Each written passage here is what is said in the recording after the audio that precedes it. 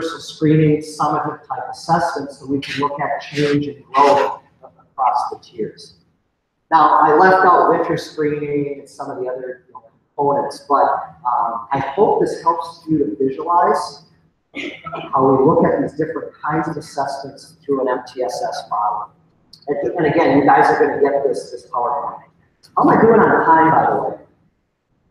Great, about 5 minutes. Oh my God, I'm never going to get through this then. So I've got about 25 more slides on creating a district balanced assessment system, a systematic process that I've used in districts across the country to help put in place. So let's go fast. Step 1, constitute an assessment leadership team and structures. You should have a district level team. This should not be another initiative. This can be part of teams that are already meeting. But it creates the vision, the implementation, goals and targets, allocating resources, etc. Step 2, inventory all of your current assessments. What's working, what's not working. If you're spending $100,000 on an assessment platform and no one's really looking at the data, and trust me, there are districts doing that. They're giving universal screening assessments and the data really is not being used in any meaningful way. So it asks the question, why are we giving these assessments? Who's using the data? So you knock out all these forms and documents to help guide the process, but you'd actually make the inventory that out. Step 3, nobody does this, but it's so important, it's stakeholder group analysis. It really seeks to address the question, does your current inventory of assessments meet the data needs of all the groups? And so different stakeholder groups have different data needs. And so parents, administrators, school board, the community, they all have specific needs. So what you want to do is spend time inventorying the various stakeholder groups. What are their decisions and essential questions that they need to answer? They need data to help drive their decision making. And so I'm going to show you a slide here. So this is an example of where superintendents, curriculum and instruction, assessment leaders, board members, we inventory what are the essential questions that they're trying to answer from their position. And then where would they find the information? What kinds of assessments are going to be required? We've also got principals, teachers, etc. So then you identify what are the areas of assessment. I would say literacy and math are essential, but there may be other areas that you want to build your assessment domain. 4B, don't forget social, emotional, behavioral data. Dr. Knopf's going to talk about this a great deal. But go beyond referrals, but also look at bullying data, mental health screening, school climate. All of that should be part of your comprehensive assessment system. So what we do, we create an assessment alignment map.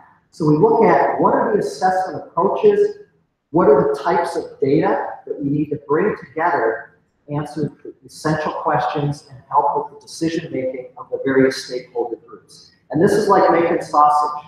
If we sit down, it might take a whole day with a team of people to figure out what is the kind of data, what are the kinds of approaches we need to use to gather that kind of data. So this is a quick example. You do one of these for each grade level, for each content area. Step 5, determine which assessments will meet the data needs you've identified in the assessment alignment map.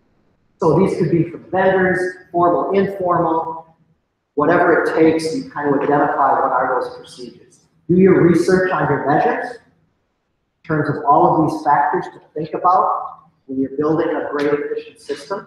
And here's an example from a district in Northern California. This was their reading comprehensive plan. And then create your timelines. Most of you, again, have not done this work. It may take years to put all the different assessments in place. So this is showing grades K through 5, all 6 different kinds of assessments, a 3-year map of the kinds of things we need to put into place. But you have to start somewhere. And then professional development, a quick summary. And this is an example from a district where we graphically laid out all the assessments across the map. So, I don't know if we have time for questions. I may have gone over time a little bit. You guys can have this PowerPoint, contact me. I'd be happy to meet with you individually. And thanks so much for coming out today. Appreciate it.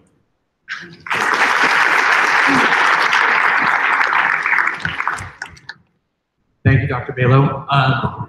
So we are going to make sure you guys have all the slide decks. I was watching step 1, step 2, step 3, step 4A, step 4B. I'll slide past you guys in 30 seconds. So you guys are going to have all of those steps when we are done with, we'll send you guys a summary email with links to all the presentations.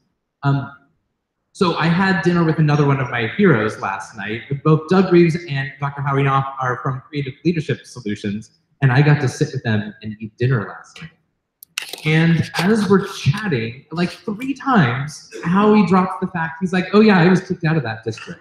Like, you know, Little Rock, Arkansas City. He's like, yeah, I got kicked out of there. And I finally had to ask him, like, what do you mean you're getting kicked out of these districts? And he looks at me and says, I tell them the truth about themselves, and they don't like it.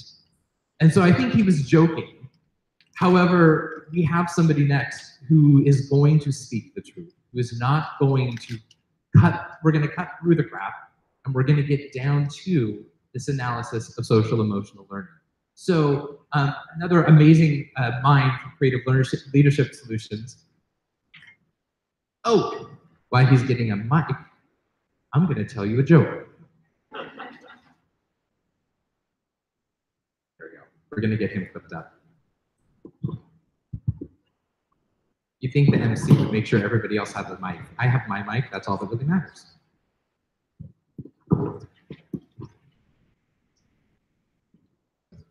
So hopefully he never breaks up with you. Ready to go? This is Dr. Howie Knopf. Thank you.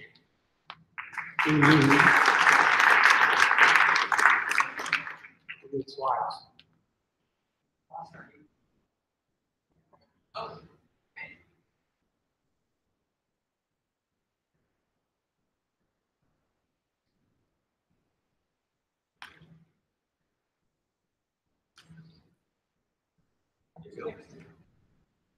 There you go. All right. Good morning. All right. A lot to do, but let me emphasize 2 things at the outset. One is everything that I talk about is research-based. But I'm not going to talk so much about the research. But I'm talking from a research to practice perspective. The second is everything I talk about drills down to implementation. And what I'm going to do a lot of today is to give you evidence-based blueprints so that you've got the roadmaps that you need to be able to do the successful work in schools. So, Joel Barker said almost all successful individuals and organizations have one thing in common: the power and the depth of their vision of the future. And we've got to have that vision, but it's got to be a functional vision. It's got to be clear. It's got to be grounded in today's science and practice. It's got to be honest and accurate. And the outcomes have to be student-focused.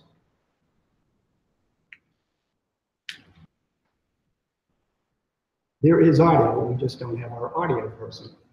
Hang on. Where's our AV person? He's coming. Okay. I love it when things work out so well. While we're waiting, how many of you are from Illinois? All right. From Wisconsin? Anyone from Michigan? Do I thought it was okay, South of Michigan? All right. Other parts that people are from? Iowa? Okay. All right. Good. All right. Are we on? Okay. So, student focused. Picture of student focus.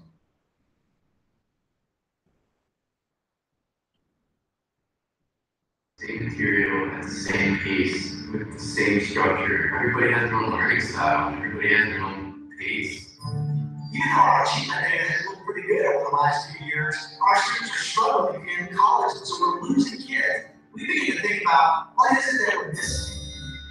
In traditional education, we have always been having a one-way conversation. There has to be a better way to get students engaged in this process. We have just a small cohort of people who do extraordinarily well and everybody else goes away, and that is not a healthy society. The strategy of successive programs is being considered, narrow the curriculum, standardize it, and have more testing. Systemically, it's not working. Education has become all about filling in a bubble rather than unlocking the human potential. I was